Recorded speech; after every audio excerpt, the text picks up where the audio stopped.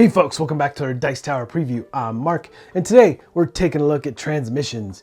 Transmissions is brought to you by Crosscut Games. It's for 1 to 4 players, ages 10 and up, and games range anywhere from 45 to 60 minutes.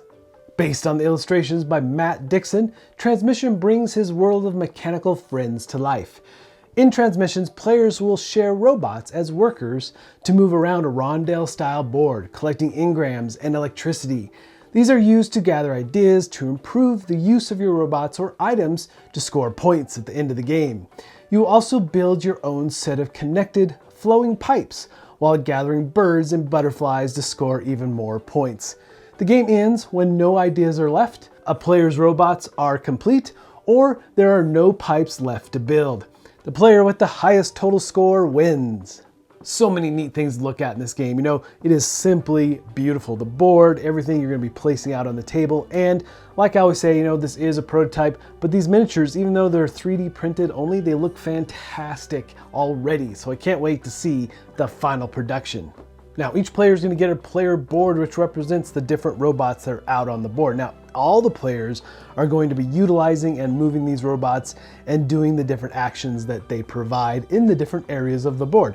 But your goal here is to fill up your board with ideas and items in order to get the maximum point value at the end of the game. Along with your player board, you're going to get some starting engrams, you get some starting electricity, and your transmission set of cards that you'll be using to utilize and move the robots around the board. Now, the main board, you'll see there's this pathway, and it is that kind of rondel style as you move around in a clockwise manner, and there's different stations, so to say, as you land in the different areas of the board. Now, for setup, you're going to be placing all the items and ideas off to the side. Now, again, this is going to be based on how many players you have in the game will determine how you set up these different stacks, as well as the pipes. You're going to be setting up different pipes on the side of the board, and that is also determined by player count. Now, at the top of the board, you have the forest, and this is where you'll be drawing forest cards, getting special abilities, getting special items, or even just victory points. And at the top of the board, you'll see electricity, where you'll be gathering that. And then throughout, you'll see there's areas on the board where you're going to be gathering different engrams.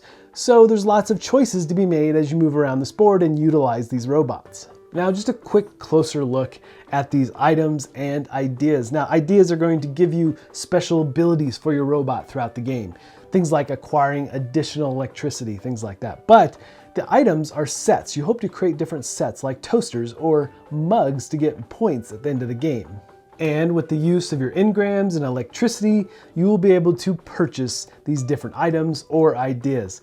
Also, you'll be purchasing the different types of pipes to extend your pipe. You do get to start with like a T section, but you're hoping to get a really long section of pipe so you can get maximum points there. But also on the pipes and the items, you're looking for birds and butterflies that you can multiply for points at the end of the game. So turns are very straightforward. The thing you're doing with your transmission cards is you're shuffling those up. You have 7 of them, and you're going to draw the top 3. Now, these 3 cards will show you what robots are available to you at this moment. And you can move one of them that it calls for, or you may have a wild that allows you to move any robot from a location to another. But that's what you're trying to do, is position yourself to do a certain action or an area of the board you want to activate. So the main resources in this game are engrams. You've got blue, white, green, and yellow, and you also have electricity. These are all the things you need in order to buy the items, buy the ideas, the pipes, and so forth. So you have to acquire those, and there's different areas of the boards for that, obviously. So you'll be going to the lake to get blue or white engrams.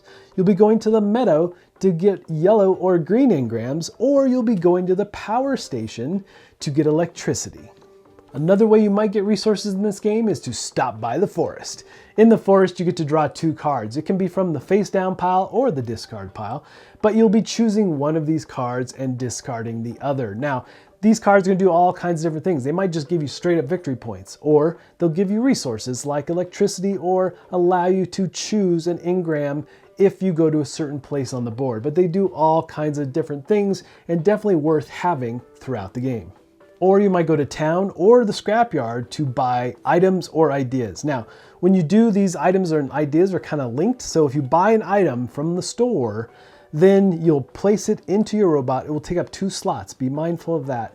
But you'll also remove the idea and then slide the others down and refill the line. Now, if you run out of tiles and you can't put 4 out, then that's one of the game-in triggers. But you'll obviously have to spend resources to acquire these. And as you move down the line, they get a little bit cheaper. And you're generally looking at the engrams that it requires that are on the tile, and then below that will show you how much electricity you must spend. Now, the scrapyard works very similar, but you're buying ideas instead. Again, spending electricity, spending engrams to purchase those and place them in your robot. Now, these only take up a single slot, but they do give you additional actions. So how do these ideas work? Well, that robot that you activate, you can take advantage of all the ideas that are placed in their column. So in this example, my yellow robot has 3 different possible ideas that it can use. You don't have to use them, but you can. And at the bottom, we're going to spend electricity to gain a blue engram. Next, we just gain an electricity. And lastly, we can spend electricity to get forest cards. So ideas really give you a way to customize your robots with special abilities. And lastly, let's take a look at the pipes. So when you show up in this area, you have 4 different stacks of pipes to choose from, and you'll be purchasing one off the top. Now, you're looking at the engrams that it calls for, you'll spin those and acquire the tile, and then hopefully place it into your pipe in a way that you continue a long line, because the long line of pipes that you have will give you points. Also, remembering to look for birds and butterflies. Also, for these pipe tiles, you don't have to place it into the connecting pipes. You can flip it over and just gain 4 victory points at the end of the game. And so the game comes to an end if you can't refill the items or the ideas, or if you run out of one of the stacks of pipes, or if one of the players fills all the columns of their robots. And then you total points. Again, looking at butterflies and birds, multiplying that, looking at the long line of pipes that maybe you've created, as well as flipped over pipe tiles. Also, if you've created sets within your robot, you'll total those points, and if whatever columns you filled, those will give you points as well. And sometimes you might have points from the different forest cards that you've acquired. And the player with the most points will be the ultimate robot of the land. All right, folks, just a reminder once again, this has been a Dice Tower paid preview, and everything you've seen here has been in prototype form. So keep a close eye on the campaign for any changes that still may occur. Now, with that said, this is definitely a nice family weight game, and I love the artwork. I love the robots. They're so cool. All the different actions and the interesting choices you have to be made about spending resources and gathering the different tiles and so forth, and building up your robot with special abilities. Lots of fun to be had. But folks, ultimately, if this looks like something that would be of interest to you, I'm sure they'd appreciate your support. So I think that's it for me, and until next time, we'll see you at the table.